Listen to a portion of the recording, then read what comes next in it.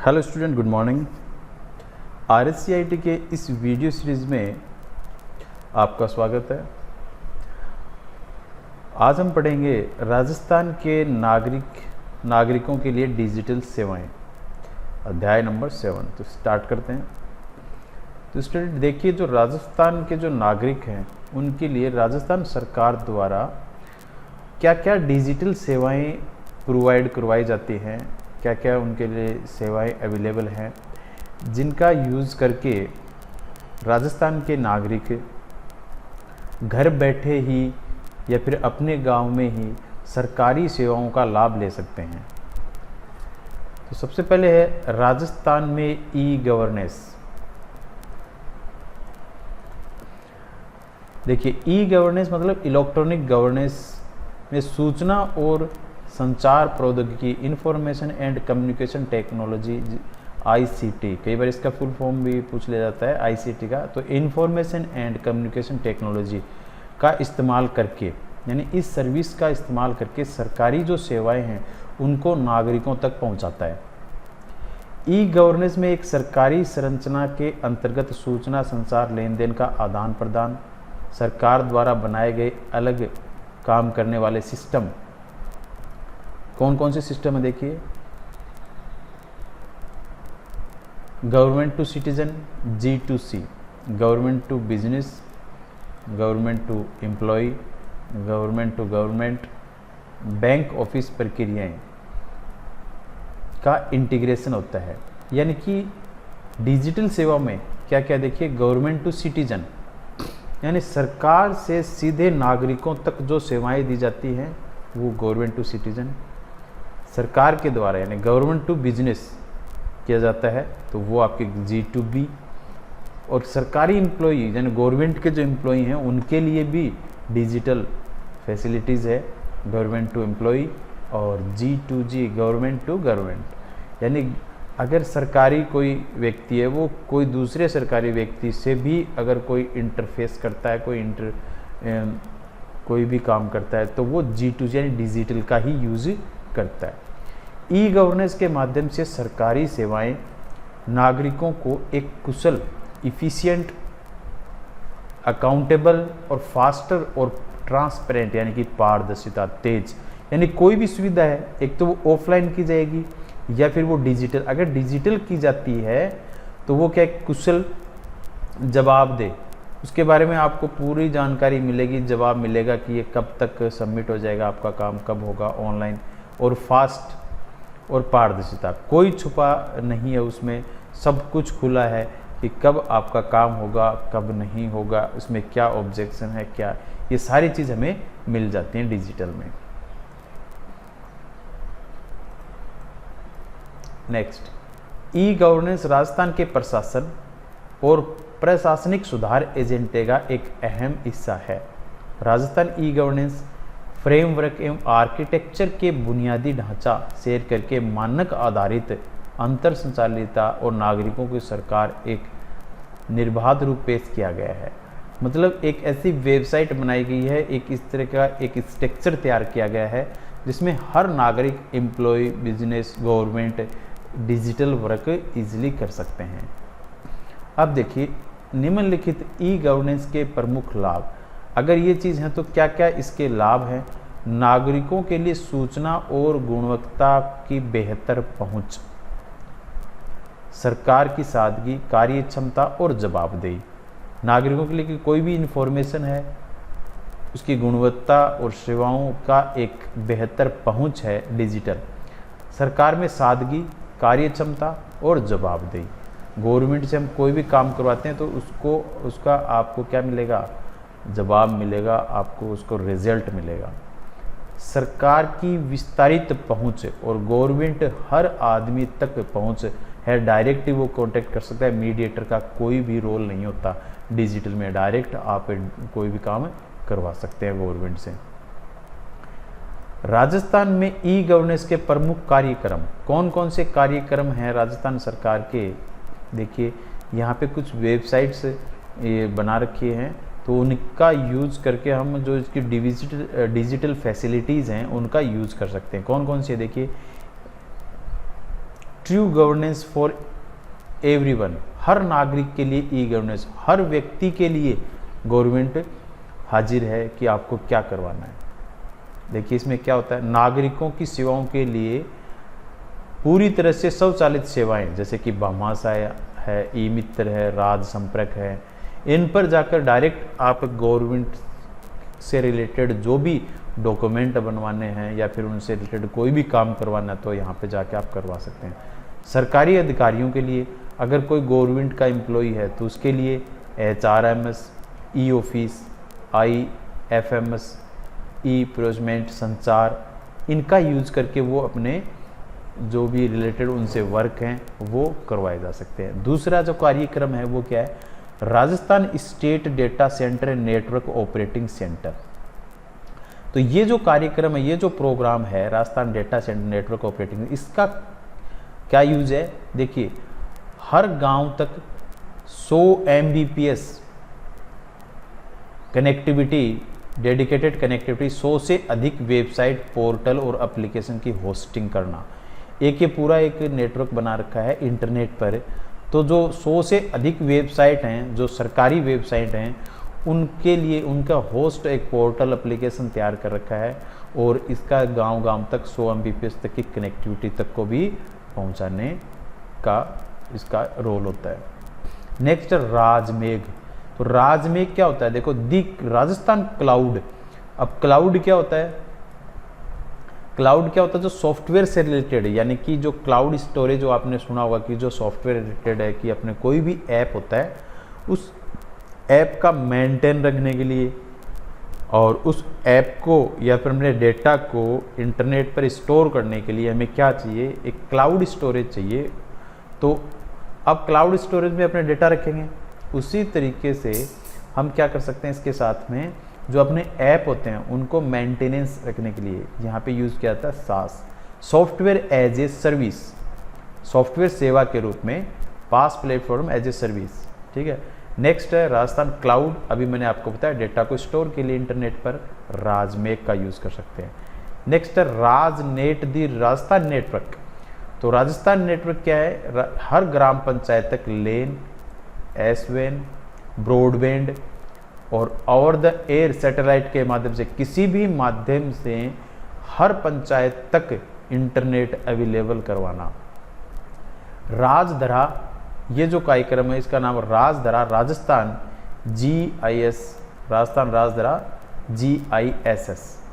ये कार्यक्रम के अंतर्गत क्या होता है, सभी सरकारी विभागों और संगठनों द्वारा शेयर किया राजस्थान के लिए एक भौगोलिक सूचना प्रणाली व्यवस्था, यानी कि ज्योग्राफिकल स्ट्रक्चर है, ज्योग्राफिकल अगर भौगोलिक संरचना आपको देखनी है, उसकी सूचना आपको लेनी है तो राजधरा पे आपको जाकर ये सूचना अवेलेबल हो जाएगी। नेक्स्ट राज सेवा द्वार, राजस्थान सेवा वितरण गेटवे। इसके अंदर क्या होता है, सभी राज्यों के लिए संपर्क स्थापित करने वाला सभी राष्ट्रीय, राज्य और निजी एप्लीकेशन, एक ऐसा एप्लीकेशन सिस्टम, एक ऐसा सॉफ्टवेयर सिस्टम जिसमें हर स्टेट क्या कर सकता है, अपनी सूचना को आदान प्रदान कर सकता है, हर राज्य के लिए अवेलेबल है। तो ये था कुछ कार्यक्रम राजस्थान के द्वारा। इसके अलावा और भी बहुत सारे कार्यक्रम हैं, तो वो क्या क्या कार्यक्रम हैं इनको डिटेल से देखते हैं। देखिए नेक्स्ट है राजस्थान सर्विस डिलीवरी। एक हाँ, तो देखिए student, Rajasthan service delivery gateway. तो ये गेटवे वही है कि जो कि मतलब हर स्टेट के लिए ये कोई भी सूचना का आदान प्रदान करने के लिए गेटवे बनाया गया है। नेक्स्ट है राजस्थान एकल साइन, सबसे इंपॉर्टेंट है SSO, जिसको बोलते हैं हम SSO, Rajasthan single sign on, यानी कि हर व्यक्ति की एक पहचान ID होती है। राजस्थान का कोई भी एक व्यक्ति है उसके लिए एक ID बना दी, वो उसको बोलते हैं SSO ID। उस SSO ID पे राजस्थान का हर नागरिक डायरेक्ट गवर्नमेंट की सर्विसेज का यूज़ किया कर सकता है और SSO पर 250 से अधिक जो सर्विस हैं वो अवेलेबल हैं। तो आप डायरेक्ट SSO ID का यूज़ करके भी कोई भी फॉर्म अप्लाई कर सकते हैं और उन सारी सर्विसेज का यूज़ कर सकते हैं। नेक्स्ट है Raj e wallet and two document management system. अगर आपके दस्तावेज, आपके डॉक्यूमेंट आपको इंटरनेट पर स्टोर करके रखने हैं तो उसके लिए आज राज ई वॉलेट का यूज़ कर सकते हैं। राज ई वॉलेट का इस्तेमाल करके सेवा लेने पर दस्तावेज़ों को हेल्प ना पाऊँ कोई ज़रूरत नहीं, फिर वो आप जो फाइल होती है आपकी डॉक्यूमेंट्स की वो लेके घूमने की कोई ज़रूरत नहीं है अगर राज ई वॉलेट पे आपके डॉक्यूमेंट अवेलेबल हैं तो। नेक्स्ट है राज ई साइन,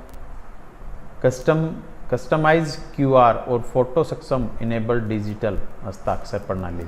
सेल्फ अटेस्टेड तो नाम सुना होगा आपने, तो सेल्फ अटेस्टेड अपनी कोई भी फोटो कॉपी पर सेल्फ अटेस्टेड करते हैं, अपन अपने खुद के सिग्नेचर करते हैं, वैसे ही डिजिटल सेल्फ अटेस्टेड के लिए ये है राज ई साइन की सर्विस अवेलेबल है। नेक्स्ट राज ई एम, ये क्या एंटरप्राइजेस वेब कंटेक्ट प्रबंध प्लेटफॉर्म। एक राज जीपीएस मॉनिटरिंग बायोमेट्रिक उपस्थित प्रणाली। स्कूल में एम्प्लॉयज़ टीचर होते हैं, टाइम पे आ रहे हैं कि नहीं आ रहे हैं, या फिर कोई भी ऑफिस के अंदर जो एम्प्लॉय होते हैं वो टाइम पे आ रहे नहीं है, तो उसके लिए जीपीएस मॉनिटरिंग और बायोमेट्रिक उपस्थित प्रणाली का यूज किया जाता है।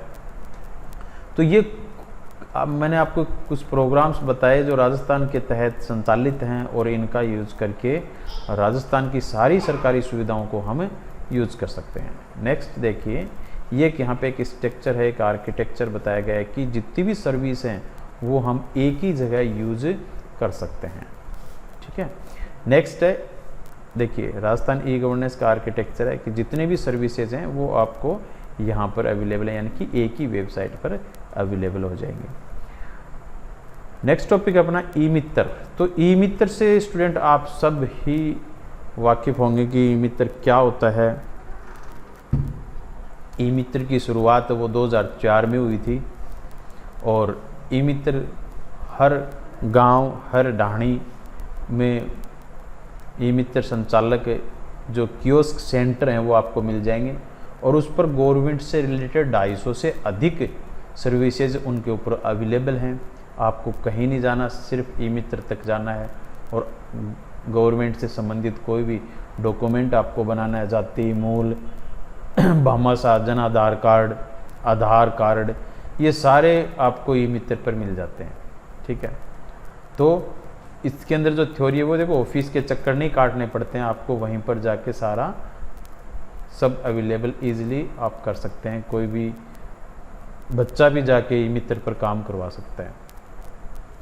ठीक है, और जो सुविधाएं हैं जैसे गवर्नमेंट की कुछ स्कीम्स हैं तो उनका फ़ायदा हर व्यक्ति नहीं उठा पाता है, बट ई मित्र के आने से हर व्यक्ति उस जो स्कीम का फ़ायदा ले सकता है। और ये भी कोई भी टाइम बाउंडेशन नहीं है, कभी भी किसी भी समय आप यूज़ कर सकते हैं ई मित्र को।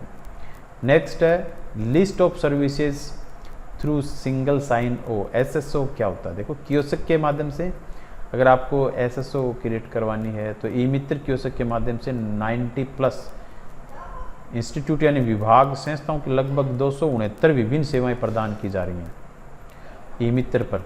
ठीक है, अब ई मित्र पे देखो क्या क्या होता है। देखो गवर्नमेंट टू कस्टमर, यानी कि जो सरकार है वो डायरेक्ट कस्टमर से जुड़ जाती है, जैसे कि वाणिज्य कर विभाग, जयपुर विकास प्राधिकरण, मनरेगा, नगर निगम, पंचायती राज, ये सब जो स्कीम्स हैं ये डिजिटल जो हैं प्रणाली के तहत हर सरकार है वो गवर्नमेंट यानी कस्टमर से, सिटीजन से जुड़ी हुई है। किसके माध्यम से? ई मित्र। बिजनेस टू कस्टमर, अब बिजनेस यानी कि अगर आपको कोई रिचार्ज करवाना है तो ई मित्र पे जाएं। आईसीआईसी यानी कि लाइफ इंश्योरेंस की सेवाएं हैं, एलआईसी की है, मोबाइल भुगतान, डीटीएच रिचार्ज, कोई शॉपिंग है, तो ये भी सारी सुविधाएं आपको कहाँ पे मिल जाएंगी? ई मित्र के थ्रू आप यूज़ कर सकते हैं। बिजनेस टू कस्टमर यानी जो ये सारे बिजनेस हैं ये कोई सरकार नहीं है, ये कोई अपना बिजनेस चला रहे हैं, लेकिन वो बिजनेस क्या कर रहे हैं? ई मित्र के माध्यम से कस्टमर तक इनकी पहुंच है और इनका कस्टमर यूज कर सकते हैं। अब देखिए घर बैठे आप इसके साथ में देखो डॉक्टर की सेवा, यानी अगर डॉक्टर से आपको कुछ सलाह मशवरा करना है तो ई मित्र पे जाके आप अप्लाई कर सकते हैं। एलईडी बल्ब आपको चाहिए एनर्जी इफिशियंसी सर्विस लिमिटेड की ओर से ये अवेलेबल करवाया जाता है, एलईडी बल्ब वगैरह। नेक्स्ट है एसएसओ। अगर आपके पास है एसएसओ के लिए हमें क्या करना होगा, मैं आपको अभी एक लास्ट में प्रैक्टिकल भी बताऊंगा किस तरीके से एसएसओ फिर आप आईडी बना सकते हैं। देखो एसएसओ पे हम क्या कर सकते हैं, जैसे एसएसओ पहले से हमने आईडी और पासवर्ड है तो उसे लॉगिन करके हम क्या कर सकते हैं, एसएसओ लॉगिन करेंगे तो देखो ये इंटरफेस आपके सामने नज़र आएगा और इस पे जाकर आप क्या कर सकते हैं, खुद घर बैठे ही फॉर्म भर सकते हैं, जाति प्रमाण पत्र, मूल निवास प्रमाण पत्र हैं, बहुत सारी ऐसी सुविधाएं हैं जो घर बैठ के आप कर सकते हैं विदाउट ई मित्र। बट आपके पास क्या होना चाहिए, एसएसओ सिंगल साइन वाली ये आईडी होनी चाहिए। नेक्स्ट स्टूडेंट भामाशाह योजना। तो भामाशाह योजना का जो शुरुआत 2008 में हुई थी, इसका जो मेन उद्देश्य है, ऑब्जेक्टिव है, वो है राजस्थान की जनता को, राजस्थान के जो लोग हैं उनको डायरेक्ट ही बेनिफिट ट्रांसफ़र, डीबीटी। डीबीटी मतलब अगर गवर्नमेंट कुछ पैसे देती है तो उस सिटीजन के अकाउंट में डायरेक्ट ही चले जाएंगे, कोई उसमें बिचौलिया, कोई भी मीडिएटर की ज़रूरत नहीं होगी। नेक्स्ट, महिला सशक्तिकरण, वित्तीय समावेशन। यानी कि वित्तीय समावेशन का मतलब होता है कि ये एक जो बैलेंस है, अमाउंट है, पैसे हैं, वो गरीब के पास कम होते हैं, पैसे वालों के ज़्यादा होते हैं, तो वो भी एक क्या होता है, एक बैलेंस बनाने के लिए भी इसका बहुत ज़्यादा योगदान है। महिला सशक्तिकरण मतलब अगर किसी परिवार में जो महिला मुखिया है उसका जो अकाउंट होगा उसी अकाउंट में पैसे ट्रांसफ़र होंगे, ठीक है, तो वो एक अपने आप को थोड़ा ये भी समझे ना कि भाई हाँ चलो आई एम हेड लीडर। प्रभावी सेवा, इफेक्टिव सर्विस डिलीवरी और लाभार्थी यानी कि बेनिफिशियरी को नगद और गैर नगद लाभों को पारदर्शी तरीके से स्थापित करने का एक प्लेटफॉर्म है कि कोई भी सरकार की जो सुविधा है, चाहे वो नगद पैसे हों तो उनके खाते में चले जाएं, या फिर गैर नगद यानी कि कोई अलग इनडायरेक्टली आपको कुछ सर्विस प्रोवाइड करवानी है तो भामाशाह के थ्रू ही होगी वो। अब स्टूडेंट भामाशाह योजना का नाम कर दिया गया है जन आधार, तो वे जन आधार योजना के नाम से जाना जाता है। गवर्नमेंट है, अलग अलग गवर्नमेंट आते ही चेंज रहते हैं वगैरह। अब इसके बाद में देखिए बैंक अकाउंट नामांकन प्रक्रिया। अगर आपको आपके पास भामाशाह कार्ड यानी कि जन आधार कार्ड नहीं है तो उसके लिए आप कैसे नामांकन करवा सकते हैं, किस तरीके से आपका कार्ड बना सकते हैं। ये दोनों तरीक़ों से बन सकता है, ऑफलाइन भी और ऑनलाइन, दोनों तरीक़ों से। यानी कि अगर आप डायरेक्ट आपके पास सिर्फ फोटोकॉपी एंड डॉक्यूमेंट है तो उनसे भी हो सकता है, ऑनलाइन भी करवाया जा सकता है। तो ऑनलाइन के लिए मैंने आपको बताया कि ई मित्र पर जाके आप अपने डॉक्यूमेंट प्रोवाइड करवाएं, अटल सेवा केंद्र है, ई मित्र है, और खुद घर बैठे भी आप ऑनलाइन कर सकते हैं। उसके लिए आपको भामाशाह की साइट यानी कि जन आधार की वेबसाइट पर जाकर आप इसको इनरोल कर सकते हैं। नेक्स्ट आपका रेजिडेंट यानी कि इसके लिए किस तरीके से देखो और इसके साथ में क्या क्या सुविधाएं हैं।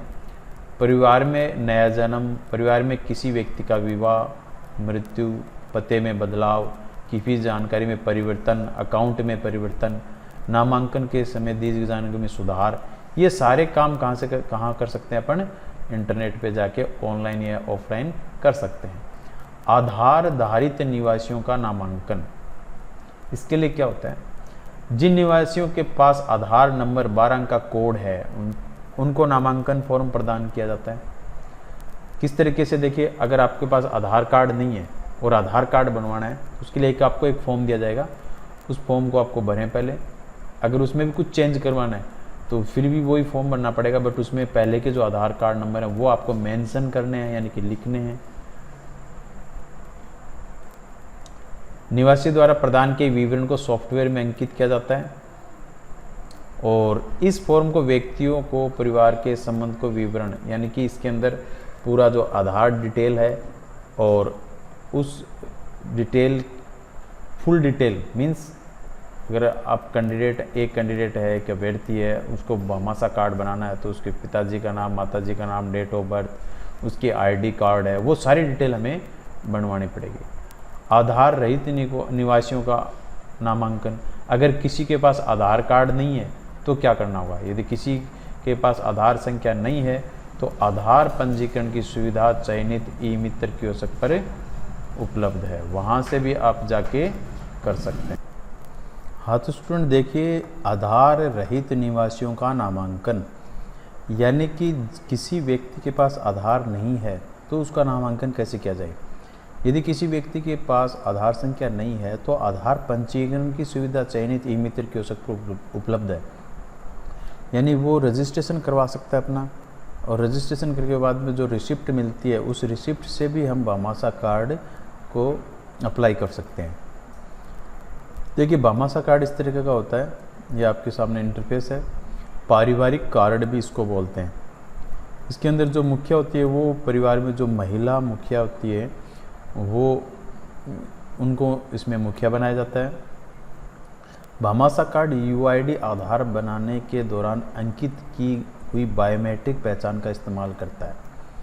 सक्षम बैंक खाते संबंध लिंकिंग और बैंक अकाउंट सुनिश्चित करता है, यानी कि आधार कार्ड के अंदर जो बैंक खाता अटैच हो गया उसके अंदर सारी सुविधाएं हैं और इसकी जानकारी, यानी कि आधार को बायोमेट्रिक से हम जांच कर सकते हैं।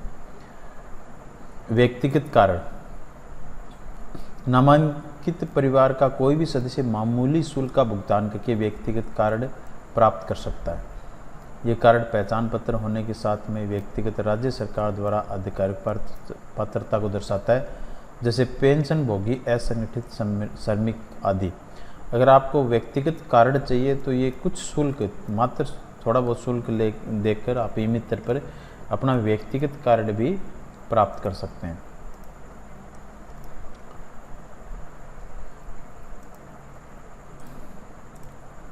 हाँ तो देखिए नेक्स्ट, प्रत्यक्ष लाभ स्थानांतरण है। मैंने आपको बताया था डीबीटी। अगर जन आधार कार्ड है तो उस आधार पर डायरेक्ट बेनिफिट ट्रांसफ़र, यानी कि जो भी सुविधा है, जो भी कैश है, वो आपका डायरेक्ट बैंक खाते में ही ट्रांसफ़र किया जाएगा। ठीक है। अत्याधुनिक तकनीकी प्रौद्योगिकी व्यवस्था को अपनाना, सरकार की कार्यनीति बनाने के लिए शासन के सभी स्तरों पर डेटा को वास्तविक उपलब्धता, वास्तविक समय उपलब्धता सुनिश्चित करना, यानी कि एक टाइम फिक्स कर दे, उस टाइम के अकॉर्डिंग ही हमें अपना कार्ड मिल जाएगा, अपना काम मिल जाएगा। कल्याणकारी विकास जो सुविधाएं हैं, योजनाएं हैं, उनसे जो मिलने वाला धन है, लाभ है, वो भी हमें डायरेक्ट अपने अकाउंट में ट्रांसफ़र कर सकते हैं। नगद या चेक से लेने से अधिक सुरक्षित और आसान। अगर आपको कोई कैश देता है, चेक देता है, तो उससे भी आसान कार्य है और तेज़ भुगतान। अगर आज गवर्नमेंट ने स्कीम स्टार्ट की है तो आज के आज ही आपके अकाउंट में पैसे ट्रांसफ़र हो जाएंगे। नेक्स्ट स्टूडेंट, राजस्थान संपर्क, बहुत ही इंपॉर्टेंट है, अच्छे से सुने इसको। अगर आपका कोई काम नहीं हो रहा है ई मित्र के द्वारा या फिर राज्य के किसी कर्मचारी द्वारा, जैसे कि पटवारी, एसडीएम साहब या फिर बीडीओ, कलेक्टर, एसडीएम, इनके द्वारा आपका काम नहीं किया जा रहा है तो उसके लिए आपको राजस्थान संपर्क पर जाना है और उनकी शिकायत करनी है। तो ये जो है राजस्थान संपर्क, इसका यूज करके, ये देखो 2014 जून 2014 में स्टार्ट हुआ था और 2014 में स्टार्ट होने के बाद ये हर व्यक्ति जो राजस्थान का है वो क्या कर सकता है, इस सुविधा का यूज़ कर सकता है। अगर उसको किसी भी राजस्थान के जो सिस्टम में दिक्कत आ रही है, प्रॉब्लम आ रही है, अपनी शिकायत कर सकता है, किसी भी से रिलेटेड कोई भी शिकायत कर सकता है। तो राजस्थान संपर्क पोर्टल, इसका यूज़ कैसे करते हैं देखिए।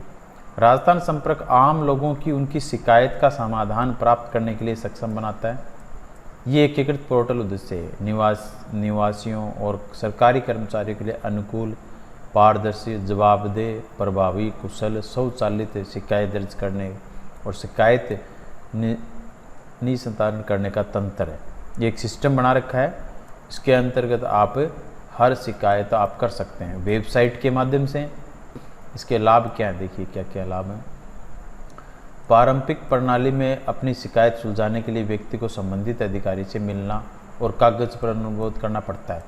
पहले क्या होता था कि कोई भी शिकायत करनी है तो उसके लिए क्या करना पड़ता था, एक एप्लीकेशन लिखो, संबंधित अधिकारी को सबमिट करो, बहुत ज़्यादा टाइम लग जाता था, धन की बर्बादी होती थी, समय की बर्बादी होती थी, काम हो न हो ये निश्चित नहीं था। बट आज हम डिजिटल जो पोर्टल है राजस्थान संपर्क, उसका यूज़ करते हैं तो डायरेक्ट हम शिकायत कर सकते हैं। उसका एक टाइम बाउंडेशन होता है, उसके टाइम के अकॉर्डिंग ही आपकी जो शिकायत उसका समाधान करना ज़रूरी होता है।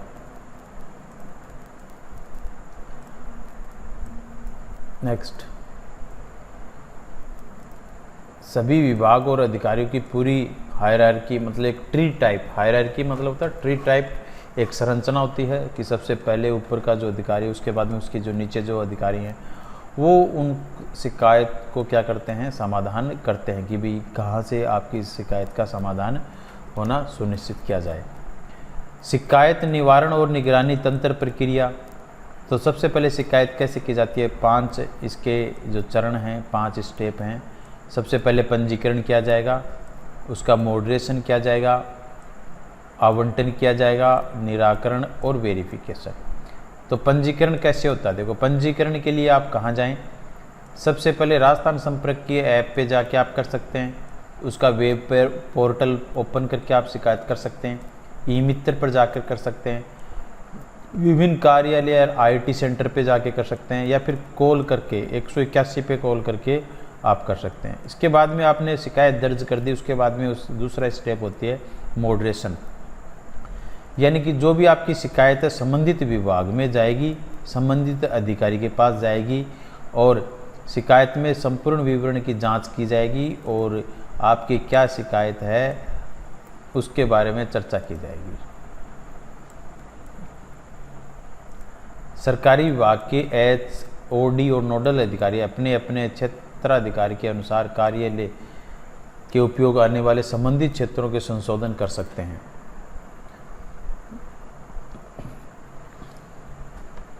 शिकायत की स्वीकार्यता का पता लगाना, भाई शिकायत किस से रिलेटेड है या सही है कि गलत है, इसका पता लगाना, ये मॉडरेशन कहलाता है।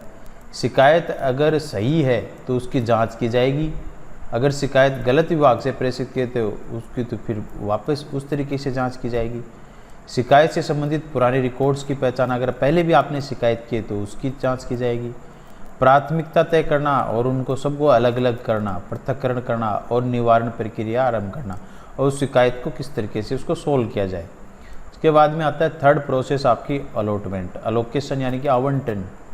मॉडरेशन, शिकायत करने के बाद में शिकायत संबंधित अधिकारी को आवंटन की जाएगी, भाई ये शिकायत है और ये किसकी शिकायत की गई है, कौन काम नहीं कर रहा है, उसके पास जाएगी, उससे जवाब मांगा जाएगा, ठीक है। और ये सारी सूचना आपको SMS के माध्यम से पहुंचा दी जाएगी। इसके बाद में वो जो संबंधित अधिकारी है वो उसका समाधान करेगा, निराकरण करेगा जो भी है, और आपको सूचित किया जाएगा कि हमने कर दिया है। आपसे सत्यापन करवाया जाएगा कि भाई देखो मैं संतुष्ट हूँ और मेरा काम हो गया, तो ये सत्यापन है, ठीक है। तो ये था आपका राजस्थान संपर्क। तो राजस्थान संपर्क किस लिए यूज़ किया जाता है ये हमने पढ़ा। इसके बाद में नेक्स्ट टॉपिक है ई पब्लिक डिस्ट्रीब्यूशन सिस्टम, EPDS। अब EPDS क्या होता है, जैसे कि हम राशन लेने जाते हैं, ई पब्लिक डिस्ट्रीब्यूशन सिस्टम यानी कि पब्लिक को डिस्ट्रीब्यूट करने का जो तरीका है क्या है, जैसे कि राशन लेने के जाते हैं, आपका फिंगर लगता है या फिर आपके मोबाइल पर OTP नंबर आते हैं, उसके बाद में आपको राशन मिलता है। तो ये जो सिस्टम कहलाता है वो आपका कहलाता है ई पब्लिक डिस्ट्रीब्यूशन सिस्टम, ठीक है। अब इसके लिए कैसे लाभ प्राप्त करते हैं, जैसे BPL के परिवार हैं, गरीब परिवार हैं, उनके लिए ये सुविधा है। APL परिवारों में भी कुछ ऐसे हैं जिनको ये सुविधा मिल सकती है, उसके लिए कुछ यहाँ पर उनके लिए शर्तें रखी गई हैं, अगर वो शर्तों का पालन करते हैं तो उनको भी अनाज वगैरह मिल जाता है। एक होता है फेयर प्राइस शॉप, राशन की दुकान को ही फेयर प्राइस शॉप बोलते हैं, वहाँ पर आपको 2 रुपये किलो के हिसाब से गेहूँ वगैरह मिलते हैं, राशन मिलता है, वो फेयर प्राइस शॉप बोली जाती है। गरीबों के लिए होती है। गरीब लोगों को राशन कार्ड जारी करना, राशन कार्ड भी जारी किए जाते हैं। बीपीएल होते हैं, बीपीएल का राशन कार्ड बनाने के लिए भी डिजिटल सेवाओं से हम अपना राशन कार्ड बना सकते हैं। ई मित्र पर भी राशन कार्ड का आवेदन किया जा सकता है। ई मित्र पर जाकर आप जाके अपना राशन कार्ड है वो बीपीएल में जुड़वा सकते हैं। सॉरी, बीपीएल में तो आपको उच्च अधिकारियों की रिपोर्ट के बाद में जुड़ेगा, बट अगर आपको अपना राशन कार्ड ऑनलाइन करवाना है, मीन्स अगर उसमें राशन स्टार्ट करवाना, तो कुछ यहाँ पे आपके लिए शर्तें होंगी। उन शर्तों को पूरा करने के बाद में कुछ फॉर्म होंगे, उस फॉर्मेलिटीज़ को पूरा करने के बाद में ही आपको राशन मिलेगा। अब अगर आपको राशन कार्ड भी चाहिए, राशन कार्ड बनाना आपका राशन कार्ड नहीं है, तो क्या क्या डॉक्यूमेंट्स हैं? मतदाता पहचान पत्र है, वोटर आईडी, ये रेवेन्यू टिकट आएगी आपके लिए, और इसके साथ में बिजली का बिल, टेलीफोन का बिल है, इनका बिल आप ये लगाकर एक फॉर्म आएगा, उसको सबमिट करवाने के बाद में आप ई मित्र पर जमा करवा सकते हैं। आपको रसीद दे दी जाएगी और कुछ दिनों बाद में आपका राशन कार्ड जारी हो जाएगा। Next student, geographical information system Rajdhara. तो राजधरा एक ऐप होता है, एक एप्लीकेशन सॉफ्टवेयर है जिसके अंतर्गत, जिसका यूज करके हम भूस्थानिक डेटा यानी कि जियोग्राफिकल डेटा का अधिग्रहण, प्रोसेस, संग्रहण, वितरण और नियमित रूप सुधार किया जा सके। यानी कि अगर आपको अपने जो जियोग्राफिकल स्ट्रक्चर का पता करना है तो उसके लिए हम राजधरा ऐप का यूज़ करेंगे। तो ये क्या, हाउस सिस्टम विकसित करने के लिए डेटा क्लियरिंग हाउस सिस्टम। इस स्थानीय डेटा का उपयोग राजस्थान के विभिन्न विभागों, एजेंसियों, नीति नियोजन, निर्णय लेने, राज्य क्रियान्वित विभिन्न योजनाओं और कार्यक्रमों की निगरानी के लिए किया जा सकता है। मतलब इसका ऐप ये है कि अगर आपको कोई प्लानिंग करनी है, कोई बिल्डिंग बनानी है, कोई हेरिटेज बनाना है, घूमने वाली जगह का निर्माण करना है, अगर इससे संबंधित कोई भी कार्य करने होते हैं तो जोग्राफिकल इंफॉर्मेशन सिस्टम का यानी कि राजधरा है उसका यूज हम कर सकते हैं। राजस्थान सरकार विभिन्न ऐतिहासिक स्मारकों, हेरिटेज ढांचों, महत्वपूर्ण इमारतों और आधुनिक पुरानी कॉलोनियों के 3D मॉडल और इनकी वर्चुअल संरचना तैयार कर रही है ना। तो इसके लिए जो टाउन है, प्लानिंग है, आपको एक पूरा बिल्डिंग क्रिएट करना है, पूरी बिल्डिंग बनानी है, पूरा एक आपको हाउसिंग बोर्ड बनाना है, तो उसकी जो जोग्राफिकल सिस्टम है तो राजधरा इधर पे सारी सिस्टम आपको अवेलेबल हो जाता है। इसके बाद में स्टूडेंट भामाशाह स्वास्थ्य BSBY, तो ये क्या सिस्टम है, इसका क्या यूजेज है वो हम पढ़ते हैं नेक्स्ट पेज पर। भामाशाह स्वास्थ्य बीमा योजना एक योजना है जिसका उद्देश्य IPD आंतरिक रोगी विभाग, यानी कि एक आउटडोर होता है, एक इंडोर रोगी जो डिपार्टमेंट है, रोगियों को नगद रहित कैशलेस सुविधा प्राप्त करना। कोई पैसे नहीं लगेंगे आपको, और राजस्थान के लिए जैसे कि कोई पैसे देने तो आपको डिजिटली भुगतान करना होगा। इसके क्या क्या ऑब्जेक्टिव हैं, उद्देश्य क्या क्या है? इस योजना का मुख्य उद्देश्य है सूचकांक को बेहतर करना, आपकी जो हेल्थ है उसको ठीक करना, ग्राहकों के लिए बीमारी के समय अतिरिक्त खर्च में कमी करना। अगर बहुत ज़्यादा पैसे लगते हैं तो उसको कंट्रोल करने के लिए आप यहाँ पे जाएंगे। भामाशाह स्वास्थ्य योजना का लक्ष्य स्वास्थ्य देखभाल पर अतिरिक्त खर्च, वित्तीय जोखिम को स्वास्थ्य बीमा अपनाते हुए कम करना। अगर आपने बीमा करवा रखी है, कोई बीमारी हो गई, तो आप इसका यूज़ करके जितना खर्चा लग रहा है उससे हम कम खर्चे में आप काम चला सकते हैं, क्योंकि ये पेमेंट ये कर देंगे। ये योजना सरकार के मिनिमम गवर्नमेंट और मैक्सिमम गवर्नेंस के दृष्टिकोण को ध्यान में रखकर बनाई गई है। इस योजना का एक बड़े स्वास्थ्य डेटाबेस का निर्माण करना है और भावी नीति निर्धारण, यानी इन फ्यूचर आपको अगर रिजल्ट बढ़िया चाहिए तो उसके लिए आपको ये योजना कारगर साबित हो सकती है। नेक्स्ट है भामाशाह योजना के लाभ। इसके लाभ क्या क्या हैं देखिए। अस्पतालों में in house claim processing software मान्य करते हैं पारदर्शी ग्रेडिंग मापदंड, यानी कि कौन सा हॉस्पिटल बढ़िया है, कौन सा आपके लायक है, कौन सा, तो उसके ग्रेडिंग के लिए भी ये बहुत ही इम्पोर्टेंट अपने लिए साबित हो सकता है कि अच्छा हॉस्पिटल कौन सा है, सही नहीं आपके लिए, उसकी भी ये ग्रेडिंग बता सकता है। सत्यापित और सुपरिभाषित चिकित्सा protocol, verification and well defined medical protocol, अगर ये नहीं कि आपको कोई बीमारी है तो उससे संबंधित कोई भी अच्छा परामर्श देने वाला जो डॉक्टर है कहाँ से क्या मिल सकता है, उसके लिए सूटेबल एक प्रोसेस है। नेक्स्ट योजना के लाभार्थी, इसके साथ में और भी शायद योजना के लाभार्थी कौन कौन इसके लाभार्थी हैं। देखो लाभकारी, अगर इसके अंदर NF से यानी कि जिनको गेहूं मिलता है वो ही इस योजना का लाभ ले सकते हैं। लाभकारी परिवार के प्रमुख पति पत्नी हैं और बच्चे जो हैं जो उनकी 25 साल से कम आयु है या फिर उनकी शादी हो गई है पहले ही, तो वो इस सुविधा से बाहर हो जाएंगे। लाभकारी परिवार पर निर्भरता माता और पिता, अगर कोई भी परिवार को 2 रुपये वाले गेहूँ मिलते हैं यानी कि NF से परिवार है, NFSA परिवार यानी कि जिनको राष्ट्रीय खाद्य सुरक्षा अधिनियम के तहत जो परिवार आते हैं उनके लिए ही अवेलेबल, उनसे जुड़े जो माता पिता हैं वो भी इसमें लाभ प्राप्त कर सकते हैं।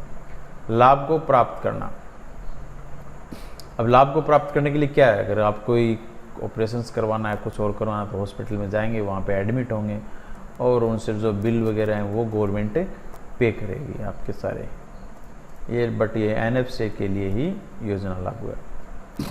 नेक्स्ट है भामाशाह रोजगार सृजन योजना। भामाशाह ये रोजगार के लिए भी हमें कुछ, भामाशाह रोजगार सृजन योजना, इसमें क्या होता है कि राजस्थान सरकार में राज्य के बेरोजगार जो युवक हैं, युवा हैं, उनको आत्मनिर्भर बनाने के लिए बनाई गई एक योजना है जिससे अपने पैरों पर खड़ा हो सके और अपना, अगर नौकरी नहीं लगता है तो अपना रोजगार स्टार्ट कर सके। उसके लिए ये क्या करता है, पैसे देते हैं। कितने, इनके लिए क्या क्या पात्रता क्या होना, कौन इसका पात्र है, कौन इसके लिए एलिजिबिलिटी है, यानी कि कौन ये पैसे ले सकता है। रजिस्टर्ड बेरोजगार, पहले तो आपको क्या करना पड़ेगा, रजिस्टर्ड बेरोजगार बनना पड़ेगा, यानी इसके लिए रजिस्ट्रेशन करवाना पड़ेगा जो कि ई-मित्र पर आसानी से हो जाता है।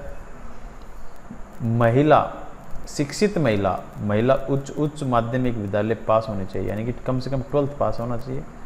अनुसूचित जनजाति, ST और SC विकलांग सहित आवेदनों की कई श्रेणियां हैं। इस श्रेणी में प्रत्येक के लिए ऋण की सीमाएं अलग हैं। देखो ये जो SC ST विकलांग हैं इनके लिए अलग अलग कैटेगरीज हैं और उन कैटेगरीज के अकॉर्डिंग ही उनकी जो ऋण की सुविधा, लोन की सुविधा अवेलेबल है।